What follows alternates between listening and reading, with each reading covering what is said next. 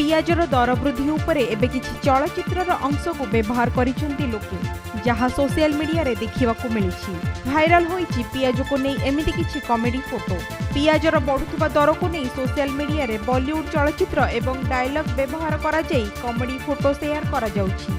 देश में पियाज दर दिन को दिन वृद्धि पाइबार लागिछि। एबे पियाज दर किलो प्रति 100 टंकारु ऊर्ध्व रहिछि।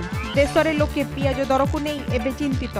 सोशल मीडिया रे बॉलीवुड चलचित्र विभिन्न डायलॉग को पियाज दर सह जोड़ा जाई देखाउछंती एवं मजा मध्य नेउछंती। तेबे निकटरे पियाज दर को नै बढ़िथिबा विवाद एवं चर्चा उपरे एहिपरि कॉमेडी फोटो बेस भाइराल हेबारे लागिछि। सोशल मीडिया रे लोके बेस मजा नेबा सह एहाकु शेयर करुवा देखिबाकू मिलिछि।